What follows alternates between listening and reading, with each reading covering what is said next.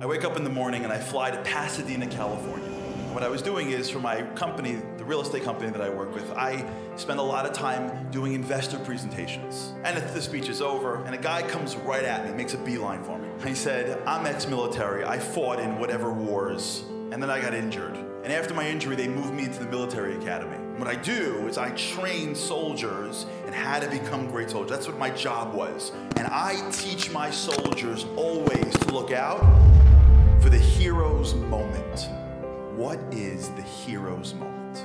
One of the greatest people ever was an individual that was referenced in the Gemara, a man named Rabbi Akiva. So if I were guessing, I would say he probably grew up and he was the firstborn son of the greatest rabbi ever, but that's not the case.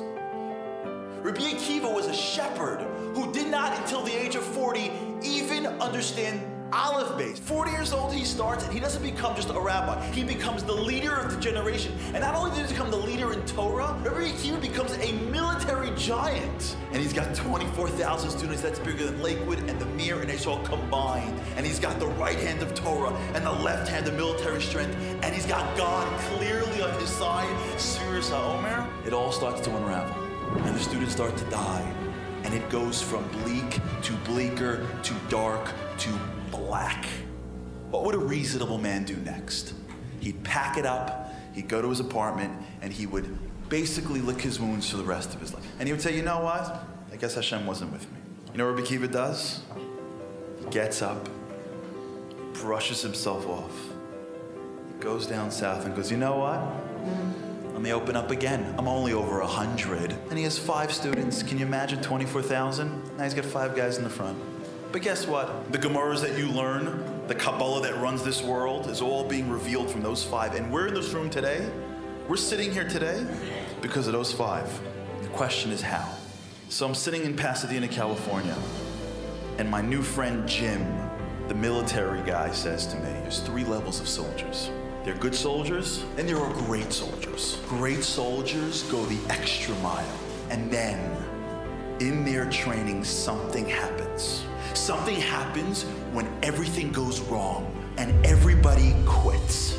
And there's always one soldier that never gives up. There's always one that when all reasonableness says stop, says I am never stopping. That's the hero's moment. You could be the greatest guy in the world, but you're not tested until you fall. And when you fall, that's when you decide, that's when you see if you're just great or you're a hero. You know what's amazing about Judaism? We're a nation that is built off the backs of the few heroes every generation. It's when a whole nation stands at the banks of a river and says, how am I going into the river? What are we even doing here? And one Jew, Nahshon, says, I am never giving up.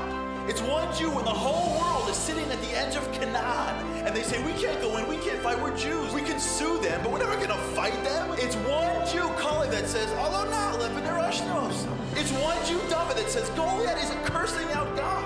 In every generation, there's those few Jews that when the going gets tough, they never give up. And it's in those small moments where they don't get up that they get all the benefits. There's some parents that never give up on their kids. Their teacher, their coach says that they're going to be nothing. And some parent says, I'm never giving up on my child ever. And it's in those moments that kid becomes that kid. I'm never giving up on my marriage. I'm never giving up on Judaism. I don't care if it gets hard. I'm going to do whatever it takes. Because only when it's tough do I become a hero.